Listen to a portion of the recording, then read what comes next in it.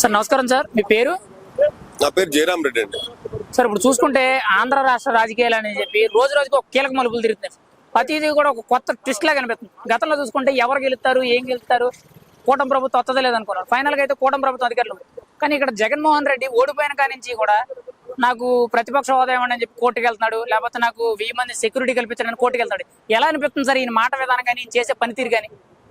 మీరు చూసారు గతంలో జగన్మోహన్ రెడ్డి 2019 ముందు అధికారకు రాకముందు జనాలు లేకొచ్చి నేను జనాలతో మెమేకమైతా అన్నట్లుగా పాదయాత్ర చేస్తూ ప్రజలను నమ్మించి అధికారంలోకి వచ్చారు. వచ్చిన తర్వాత ఏ రోజు కూడా ఆయన పరదాలు కట్టుకొని లేకపోతే తాడేపల్లి నివాసం నుంచి బయటకు రాలేదు.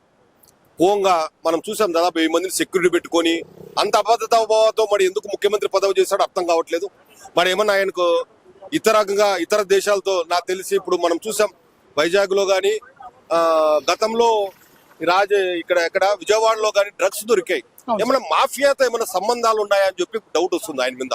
ఎందుకంటే ఈ మాఫియాలు ఉంటారు, ఈ మాఫియాలు ఎవరు, వరల్డ్ మాఫియాలు ఉంటారు. మరీ ముఖ్యంగా ఈ వీళ్ళు ఎవరు మన సౌత్ ఆఫ్రికా వాళ్ళ కంట్రీ వాళ్ళు చంపేస్తారు. వాళ్ళు ఆ 1000 కోట్ల డ్రగ్స్ అవి ఏమన్నా పొరపాటున వాళ్ళకు భయపడుతూ ఈ రోజు సెక్యూరిటీ అడుగుతున్నాడా? అందుకోసమే గతంలో 1000 మందితో సెక్యూరిటీ పెట్టుకున్నారని ఎక్కడో చిన్న డౌట్ వస్తుంది.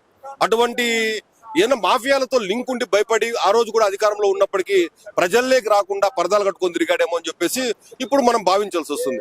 అసలు జగన్మోహన్ రెడ్డికి మనం ఓటాడుతున్నాం సూటిగా. ప్రతిపక్ష నాయకులకు ఏదైతే సెక్యూరిటీ ప్రొవైడ్ చేయాలో అది కూటమి ప్రభుత్వం చేసింది.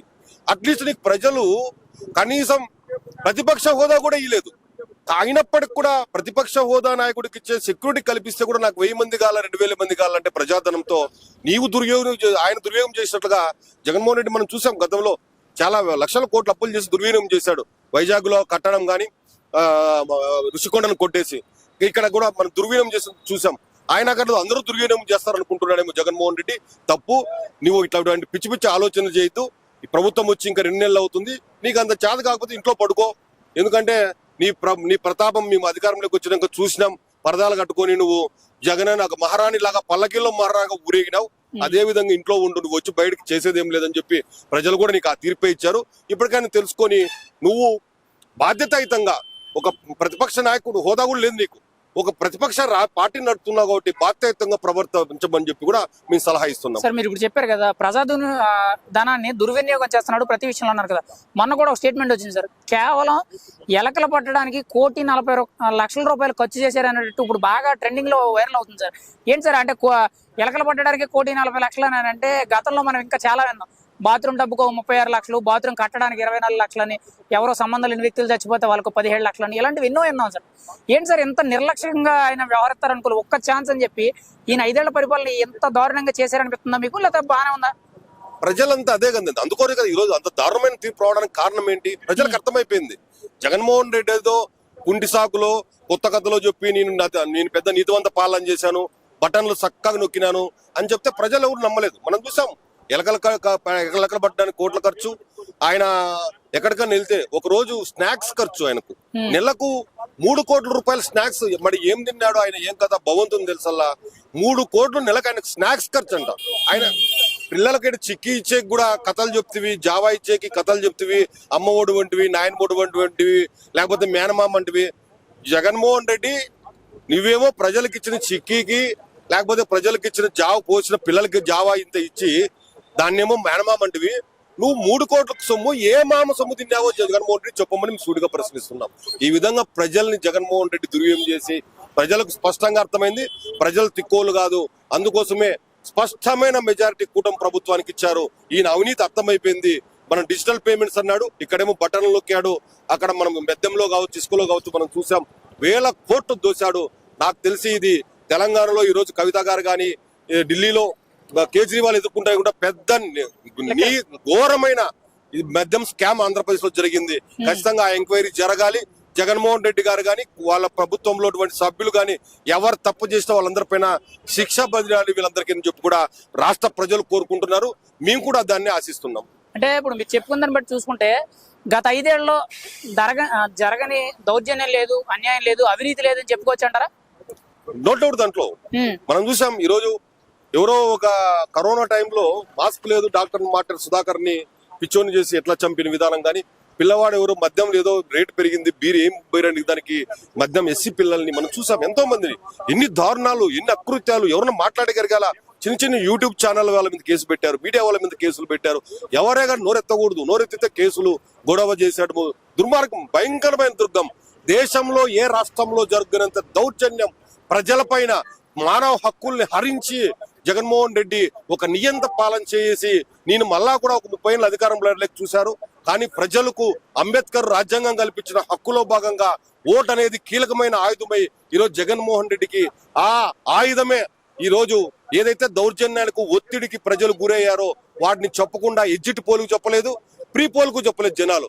కనీసం రిజల్ట్ వచ్చేదాకా ఎవరికి ఎన్ని సీట్లు వస్తాయో తెలియని అయోమయంలో ఉన్నటువంటి రాజకీయ పార్టీలన్నిటికి కూడా ఈ రోజు ప్రజలు స్పష్టంగా అంతిమ తీర్పు ఇచ్చారు. కేవలం జగన్మోహన్ రెడ్డి దౌర్జన్యాలు, దాష్టీకానాలు భరించలేకనే ప్రజలు స్పష్టమైన తీర్పుని ఈ రోజు ఇచ్చారు. కూటమి ప్రభుత్వం గెలిచింది. జగన్మోహన్ రెడ్డి కనీసం ప్రతిపక్ష హోదా లేకుండా ఈ రోజు 11 సీట్లతో ఇంట్లో ఉండాల్సిన పరిస్థితి కల్పించారు. సరే, ఈ రోజు కూటమి గెలిచింది, మంచి మెజారిటీ సాధించింది సార్. ఇప్పటి వరకు ఎన్నో ఎలక్షన్ జరిగినాయి కానీ ఇంత వన్ సైడ్ గా, అంటే లాస్ట్ టైం జగన్మోహన్ రెడ్డి గెలిచినప్పుడు కూడా వన్ సైడ్ గా గెలిచారు. అప్పట్లో అనుకున్నా అంటే ఇంత వన్ సైడ్ గా గెలిచిన నాయకుడు ఎవరు లేదు. కానీ ఇప్పుడు కూటమి అంతకు మించిన విజయం గెలిచింది. కానీ ఇప్పుడు జగన్మోహన్ రెడ్డి బయటకు వచ్చి మీడియా ముఖంగా వీళ్ళు ఈవీఎం ట్యాంపరింగ్ చేసి గెలిచారు, వీళ్ళు నిజాయితీతో ఎలక్షన్ నడవలేదని మాట్లాడుతున్నారు. ఎంతవరకు కరెక్ట్ సార్ అది? మరి 19లో ఆయన ఏమైనా ట్యాంపరింగ్ చేసి గెలిచాడా? ఆయనకే ఫస్ట్ చెప్పాను. అంటే 19లో తను గెలిచడం ట్యాంపరింగ్ చేసి గెలిచాడా? అంటే ఈవీఎంలతో గెలిచాడా? నీ అర్థం లేని ఆరోపణలు, చేతగాని మాటలు. ప్రజలు నీ చేతగాని పాలన చూసి నువ్వు ఒక అసమర్థుడు నాయకుడు అని తెలుసుకొని ప్రజలు స్పష్టమైన తీర్పిచ్చారు. దాన్ని జీర్ణించుకోలేక ఏదో ఒకటి ప్రజలకు, లేకపోతే వాళ్ళ కార్యకర్తలకు భరోసా కల్పించే కోసమో, వాళ్ళ కార్యకర్తల్లో ఉత్సాహం నిలిపే కోసమో చేస్తున్నటువంటి ఒక తప్పుడు ఆరోపణ. సార్, ఇప్పుడు చూసుకుంటే ఈ ఎలక్షన్ తర్వాత ఏవైతే కొన్ని హత్యలు ఉన్నాయో, అంటే మెయిన్ గా వినుకొండ హత్యని మెయిన్ గా చేసుకుని రాష్ట్రం రావణకాండం అయిపోతుంది, రాష్ట్రపతి పాలన విధించాలి, 50 రోజుల్లోనే కూటమి ప్రభుత్వం వచ్చి విధ్వంసం సృష్టిస్తుందని అన్నారు. మీకు ఎలా అనిపిస్తుంది సార్ ఓపెన్ గా? నాకు తెలిసి అయితే ఎక్కడ కూడా లా అండ్ ఆర్డర్కి ఎటువంటి భంగం కలగలేదు. 19 నుంచి 24 మధ్యన లా అండ్ ఆర్డర్ కానీ మానవ హక్కులు పూర్తిగా రాష్ట్రంలో హరించిపోయాయి. ఇప్పుడు ఏదన్నా నాది కూటమి ప్రభుత్వం వచ్చిన తర్వాత జనసేన అధ్యక్షుడు శ్రీ పవన్ కళ్యాణ్ గారు కానీ, అటు టీడీపీ అధ్యక్షుడు నారా చంద్రబాబు నాయుడు గారు కానీ స్పష్టంగా చెప్పారు వాళ్ళ శ్రేణులకు, మనం కేవలం ఎన్నికలప్పుడు మాత్రమే మనకు వాళ్ళతో వ్యతిరేకత ఉంది. ఎన్నికలు అయిపోయిన తర్వాత మనం గెలిచిన తర్వాత మనం వ్యతిరేకించాల్సిన అవసరం లేదు. మీరందరూ కూడా ఎటువంటి ప్రతిదాడులు కానీ లేకపోతే దౌర్జన్యాలు కానీ చేయొద్దండి, అందరితో కలిసి మీరు మమేకమై పనిచేసుకోండి స్పష్టంగా ఇచ్చారు. అదే రీతిలో టీడీపీ శ్రేణులు, జనసేన శ్రేణులు ఈ రోజు ముందుకెళ్తున్నాయి.